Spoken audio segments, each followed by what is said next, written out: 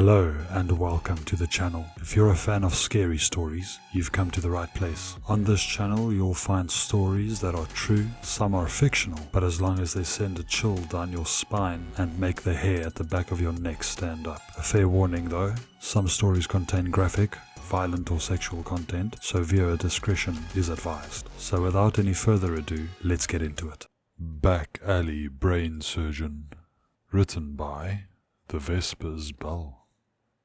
Content warning. This story contains depictions and mentions of abductions, torture, incest, cannibalism, normalized drug and sexual abuse, and verbal child abuse.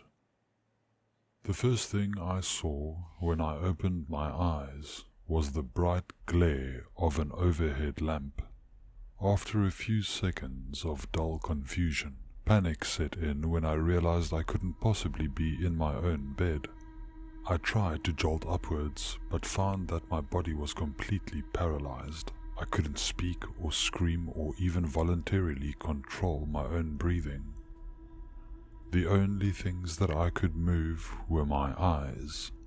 As they adjusted to the bright light above me, I was just able to make out enough detail to realize that I was in an operating theater of some kind. Had I been in an accident?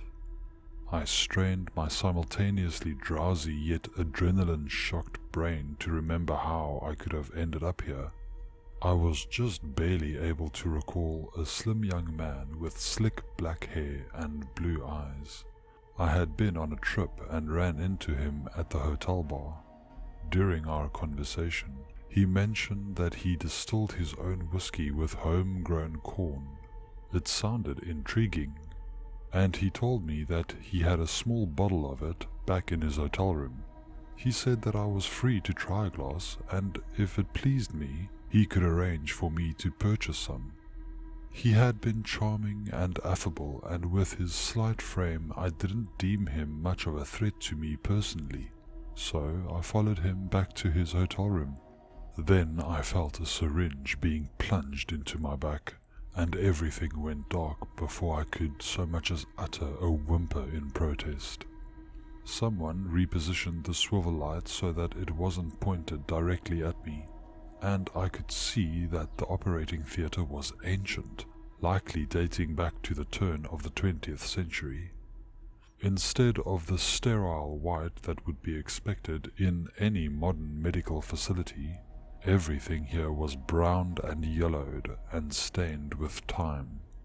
There was wood where there should have been ceramic tiles, and cast iron where there should have been stainless steel. It was decrepit but not quite derelict. Someone had kept the place functional, and given my present circumstances, their motives couldn't possibly be innocent. The tiered rows of seats that encircled me were all dimly lit, but I could tell there were figures sitting in them. I could discern no details, so they were all merely humanoid silhouettes to me. They moved only slightly, and I thought that here and there I could catch the light reflecting in their eyes. But they were a deathly quiet lot. There was no whispering, no coughing, and I couldn't even be sure they were breathing. Squeaking wheels and the bellows of a respirator began to creep towards me, and from the periphery of my vision, I witnessed a brain in a bubbling jar slide up beside me. It was mounted on some kind of antique pedestal with a gramophone horn, Tesla coil, and all matter of steampunk-looking contraptions built into it. The oddest thing about it was that there was a bowler hat placed on top of the jar. At least, that was the oddest thing until it spoke. "Welcome, welcome, scholars and students of forbidden gnosis and the damned sciences, Ave Ophion Orbis Ouroboros." A voice boomed from the gramophone horn as the brain bobbed and flickered in a strange blue light with every syllable. "Ave Ophion Orbis Ouroboros," the audience murmured in unison.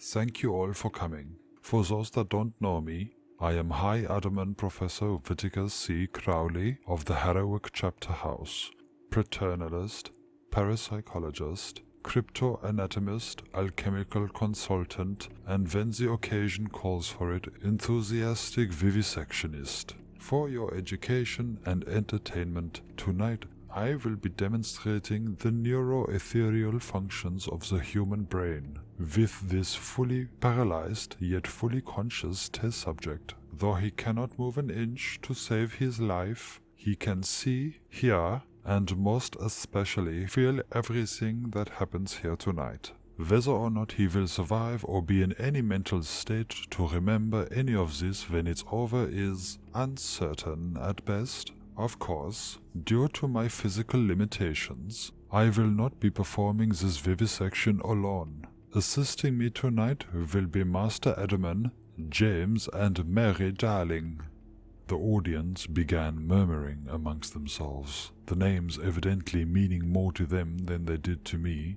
I heard footsteps crossing the wooden floor, and when they stopped, I saw the young man from earlier standing beside my bed. He wore a blood-stained leather apron over a dark Howie lab coat, his cloth mask drawing focus to his gleaming and gleeful blue eyes. By his side stood a young woman so much like him that she could only be his sister. She had the same pitch-black hair worn in bunches, the same striking blue eyes that glittered with a manic psychosis. She was dressed in a red and white nurse's uniform from a bygone era that I couldn't quite place, and was likely just intended to look old-fashioned, without actually belonging to any actual time period. Please, there's no need for concern," Crowley said, trying to assuage the misgivings his audience apparently had with the visiting surgeons. "It's the Darlings we have to thank for bringing us this test subject in the first place. I'd like to remind you all that the Darling twins are fellow members of the Orphean Occult Order, and you are all to treat them with the respect that they are due. I'm aware that they don't technically possess any formal medical training, but their extensive self-taught knowledge of human anatomy should prove quite useful. I've always found that the difference between a butcher and a back-alley surgeon was one of entrepreneurship," James added. "That's exactly the sort of amoral heterodoxy I like to see in my colleagues," Crowley heartedly agreed. "I do, however, feel the need to point out that your personal protective equipment is simultaneously inadequate and, given the circumstances, not strictly necessary. It's mainly for show. I like to get into the part," James said, holding up a pair of hands clad in old leather gloves that were surely far more unsanitary than any bare hands could ever be. "And so do I. Just not as much as I like to drink and smoke," Mary said, and I saw her raise a martini glass to her unmasked face and take a sip. "Oh, that reminds me, Professor Crowley, I'd like to apologize for you having the misfortune of witnessing me during one of my rare lapses into sobriety at our last encounter. I want to assure you that that dreadful experience was enough to knock me back off that horrible wagon, and I'm proud to say that I have not been sober since." "That's good information to have, I suppose," Crowley said. "To be blunt, your cannibalistic tendencies are a far greater concern to me than your proclivity to inebriation. I trust you're able to refrain from entering your Wendigo psychosis when the situation calls for it." "Wendigo psychosis? We're not Wendigos," Mary corrected him. "Wendigos are cursed with an insatiable hunger as a punishment for resorting to survival cannibalism, which seems a little judgmental if you ask me. The spirit cursing you couldn't be bothered to intervene when you were starving, but once you solve your own problem, it suddenly gets off its high horse just to condemn you for it. Regardless, James and I are not Wendigos. We are Randian, Nietzschean Übermenschen. We recognize our intrinsic superiority and reject morality as a means for the weak to oppress the strong. We do as we damn well please, and we find living off the flesh of our victims incredibly pleasing. If no one can stop us, then why should we stop? Also, Wendigos have antlers." "No, they don't," Crowley objected. White Wendigos do. I'm pretty sure those accounts take precedence, Mary said. Right, well, random racism and self-serving philosophical butchery aside, I was referring to your propensity to strip down and wallow in your victim's viscera as you gorge yourself on their raw flesh, Crowley clarified. Whatever it is you call that. I call it a good time, Mary said, raising her glass in a toast before taking another sip. You will refrain from resorting to any such debauchery tonight? Crowley insisted. Tonight, you are here to work. Is that understood? Work? Me? Absolutely out of the question. James promised me I'd never have to work a day in my life. Isn't that right, James, darling? Technically, I forbid you from working, but you being you took that as a very loving gesture, James corrected her. If you say so, James, darling. It's a moot point regardless. I don't know what's more ridiculous, that a pretty girl like me would ever have to work or that a drunk like me could ever hold a job. I think you're being a bit hard on yourself, Mary darling. You've always managed to be a spectacular homemaker in spite of, perhaps even because of your drunkenness, James complimented her. Now don't go getting all woman's lib on me, James darling. If being a homemaker was a job, then the invisible hand of the free market would give it a salary, she disputed. As rational, Randian Übermenschen, we do not question the existence or wisdom of invisible hands. Well, you've got me there, Mary darling, James conceded. But if you're not here to work, then why? I mean, if you don't mind me asking, why come at all? Crowley demanded. We couldn't find a sitter, and we thought this would make a nice family outing, Mary replied. You what? Crowley asked. It was then that I saw James smile with his eyes in the worst way possible. Sarah's here, he explained, waving up at the tiered seats. Hello, Sarah darling. Hello, Daddy darling. Hello, Mommy darling. The cheery voice of a preteen girl called out from somewhere outside my field of vision. I heard the audience react in dismay at the revelation of her presence, which was very confusing as I couldn't fathom how a young girl's presence could have gone unnoticed in such a setting, or why it would be the cause of such trepidation. You brought your forsaken child into my operating theatre? Crowley demanded, a violent outrage somehow surging through his mechanical voice. Forsaken? How dare you? We may not be helicopter parents who oversee our daughters every waking moment, but we gave her everything she needed to grow into the truly magnificent abomination she's become, Mary said. It's true we don't often take her out hunting with us, as she often prefers much more elaborate means of tormenting her prey than we do. But this isn't a hunt, James added. This sort of thing is much more her style, and we thought it would be a genuinely educational experience for her. Educating bright young minds, full of potential and advancing intellectual progress is always a valid reason for vivisecting a low-utility plodder like this, the girl asserted. You see how conscientious she is, always thinking about the ethics of things, Mary doted. I honestly have no idea where she gets it from. But if she says it's morally obligatory for superior beings like us to do as we please in order to maximize overall happiness, I'm not going to argue with her. Is everything all right, Crowley? You're looking more wrinkly and pickled than usual, James said with a menacing grin that stretched out his mask. Our darling daughter is welcome here, isn't she? I promise I won't be any trouble, Mr. Crowley, the girl said sweetly. I'll be as quiet as a church mouse who's terrified of what the priest will do to him if he tells his secret. The brain pivoted in his jaw, turning back and forth between the Darling twins and their unseen child in the audience, as if he could somehow see despite his lack of eyes. Yes, of course, she's welcome here. My apologies.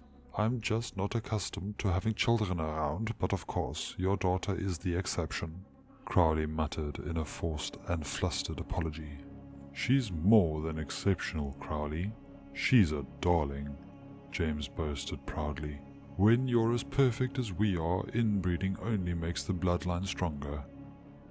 I'll defer to your considerable expertise on the matter of incest. However, I feel we've kept our spectators waiting long enough, Crowley said. Whenever you're ready, we can begin the procedure. Of course, Ducky. You might have to bear with me a bit though. Usually, when James and I play doctor, I'm the patient, not the nurse, Mary explained. I get drugged up, stripped down and felt up. Always a good time. That's not how Daddy and I play doctor, Sarah chirped out. Oh, Sarah darling, that's because Daddy loves you and knows that if I ever saw you as a sexual threat, I'd kill you, Mary replied, casually taking another sip from her martini. For a moment there was dead silence, not a single person daring to risk interceding in this bizarre and disgusting threat between mother and child. You mean you'd try to kill me? Sarah said at last, her tone flat and cold.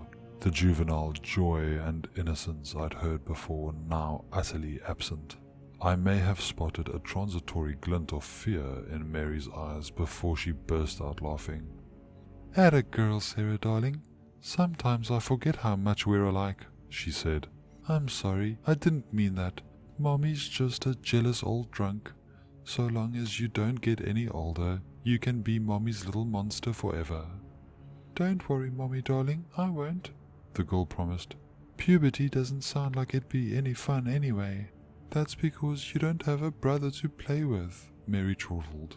Which I suppose I should get back to, James darling. What should I do first?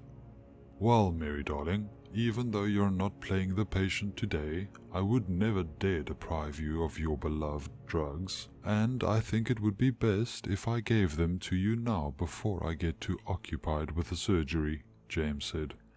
Good fellas? She asked hopefully. James nodded, and Mary eagerly outstretched her hand and allowed him to tap a few pills into her palm. She raised the pills to her mouth, but paused before swallowing. You're not just giving me these so that I'll be out of your way during the surgery, are you, James darling? She asked. No, of course not. Just, I'm still going to have my way with you later, he promised. Okay, good. I was worried there for a second. She sighed in relief before chasing down her pills with what was left of her martini. Everyone out there in the audience, a moment if I may. I may not be a real nurse, but I have a lot of first-hand experience with prescription drugs. As any reputable pharmaceutical representative will tell you, an addiction to prescription medication is a crucial component of a happy and fulfilling life. I can personally attest that amphetamines and benzos have justly earned their reputation as Mommy's little helpers. I take Adderall when I need the mood and energy for housework, exercise and lovemaking, Valium to help me unwind and to keep the shakes from waking me up through the night, and of course opioids whenever the booze isn't quite enough to keep me in my happy place. Oh, and don't pay any attention to the silly little warnings on the labels telling you not to mix them with alcohol. They pair together marvelously. Though I do think I ought to sit down before this hits me any harder. James darling, I'll just be over here if you need me. You just relax, Mary darling. I've got this. James nodded as Mary stumbled off out of my sight, the sound of her collapsing and falling to land on a wooden chair following soon after. James reached for an electric bone saw from the surgical table and held it up high to the light to examine it. Then, turning his head down to look at me, he addressed me directly for the first time. Hey there, buddy. How are you feeling? He asked. Listen, don't feel bad about ending up on the slab here. Smarter people than you have fallen for my ploys, and I wasn't even lying about the whiskey. I realize it's customary to have some kind of painkiller during a procedure such as this, but as you just saw, my missus cleaned me out. Happy wife, happy life, right? You understand, don't you? Besides, my little girl's up there, and nothing makes her happier than human suffering. You don't want to let her down, would you? The good news is that you've got plenty of paralytic pumping through your veins, and a complete lack of movement on your part is essential to reducing the risk of collateral damage. As much as this is going to hurt, you wouldn't want me to slip, would you? The rotary blade began spinning, singing its distinctive whirring hum. Placing his left hand on my chest and savoring the futility of my rapid pulse, James brought his sword down upon my forehead. I felt the ragged blade tear up my flesh and mutilate my nerve endings, every rotation of the blade feeling like a fresh cut. The only thing worse than the agony was the fear, the overwhelming compulsion to escape, to fight back, to do anything, all to no avail. I was completely helpless as I stared up with fully dilated pupils at my attacker, his mask unable to conceal the demented Joker's smile underneath as he delighted in his mayhem. My blood splattered up into his face, but this seemed only to delight him more. I could smell my flesh and bones searing from the friction of the saw, and my skull shook rapidly against its restraints from the continuous vibration. Throughout the ordeal, I was only able to hear two things over the sound of the saw against my skull: Crowley's dry lecturing to his students, and Sarah's delighted laughter at her father's atrocity. When James had finally managed to cut through the entire circumference of my cranium, he turned the saw off and set it down on the tray beside him. "There we are, Crowley. Not one bit of grey matter nicked," he said proudly as he slowly lifted off the top half of my skull to reveal my exposed brain. "And he's still conscious. I guess he didn't lose as much blood as it looks like." "A successful craniectomy, and he was awake for every instant of it," Sarah exclaimed. "I could hear him screaming in my head the whole time.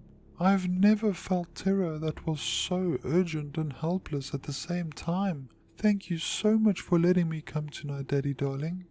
"You're welcome, Sarah darling. But we're not done yet, are we, Crowley?" "Not remotely, no. Since the craniectomy went smoothly, it's time to move on to the next phase of the procedure," Crowley replied. "James, please insert the thermic electrodes in accordance with the diagram provided. Everyone, please take note that these electrodes are comprised of 100% pure Sealy silver, so their thaumaturgical conductivity is quite high.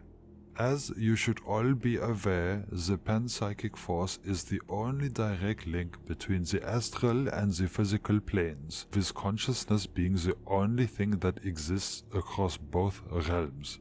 All preternatural phenomena are the result of focused and coherent panpsychic force on either physical or astral reality. Now that James has all the electrodes implanted, you can see on the readout here that the brain's thaumatological activity is nearly a flat line, which is good, as I do not much care for sharing my contraption here.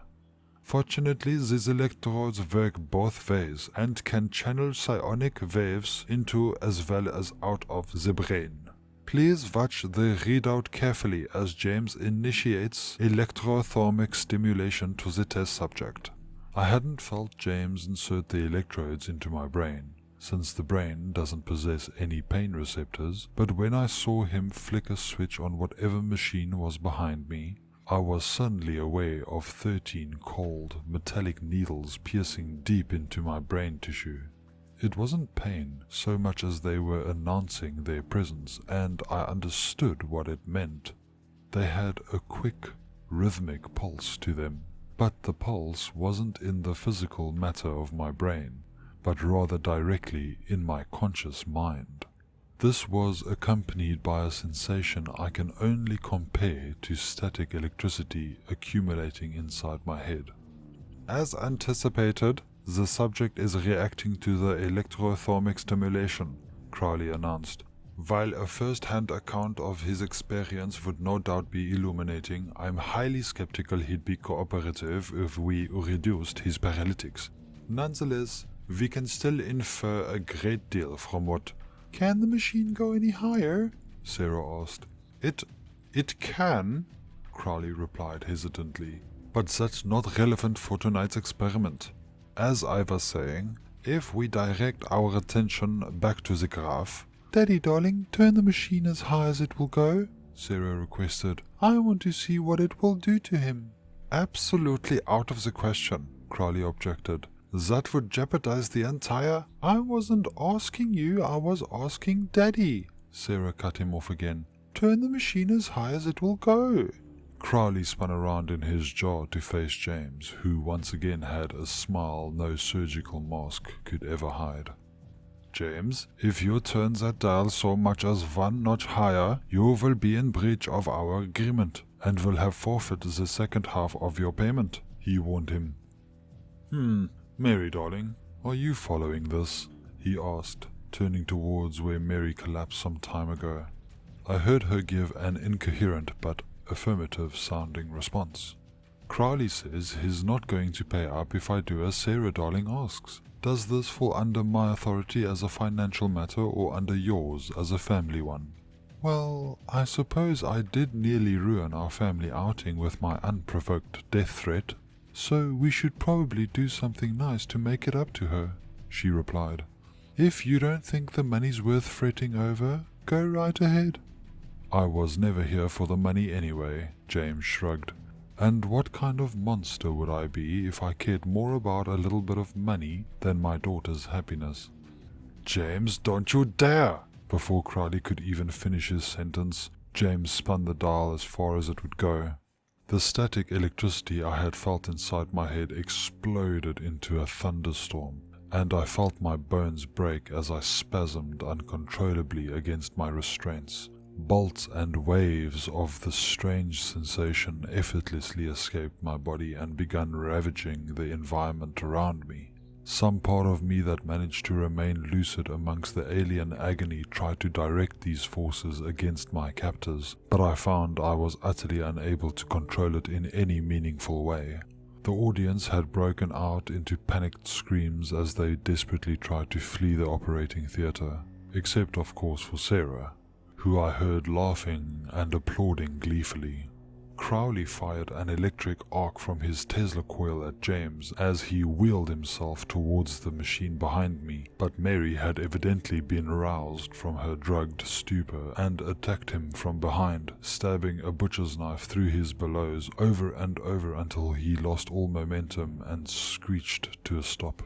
The bubbles in his jaw all fell still, and he had seemingly lost the ability to speak through his horn as well. But the brain itself remained glowing and active, slamming itself against the glass in impotent rage.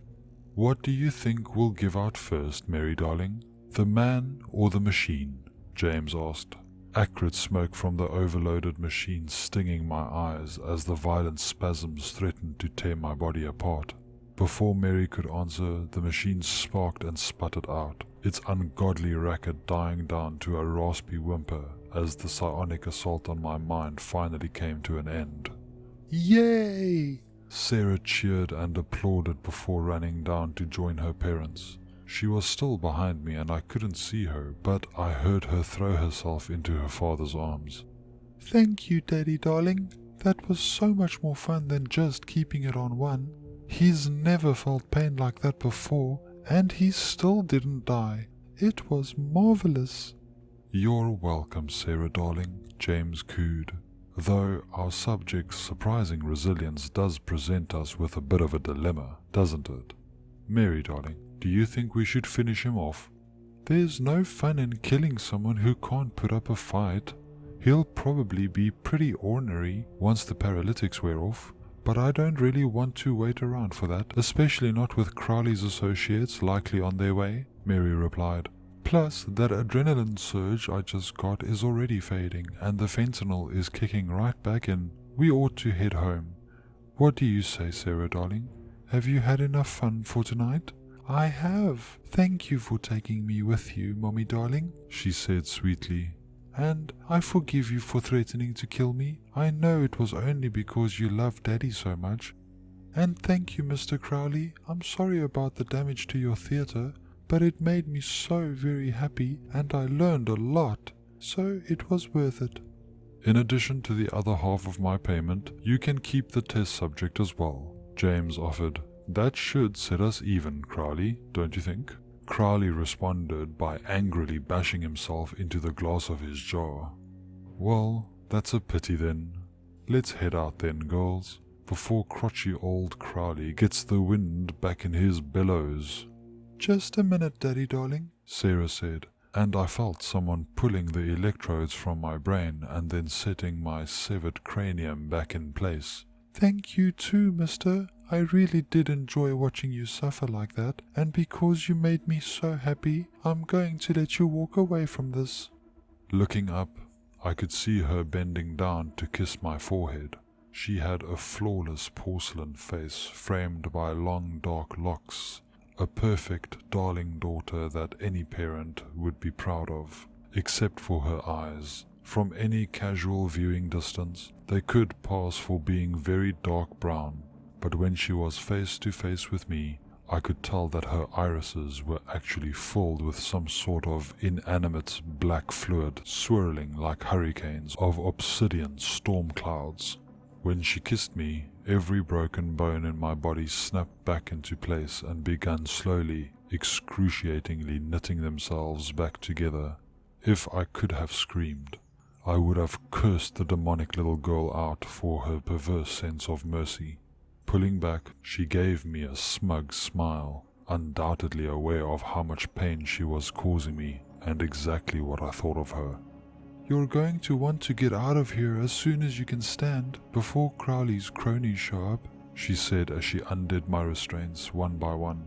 Feel better, mister? Singing happily, she turned around and skipped off with her parents, the sound of their footsteps slowly receding until eventually fading altogether, leaving me and Crowley both helpless prisoners in our own bodies as we lay impotent and defeated in the now silent and forsaken operating theatre. Thank you for watching. If you liked the video, hit the like button, don't forget to subscribe, and hit the bell icon so that you get notified for future videos. If you don't do these things, the like button will haunt your dreams and stalk your days forever.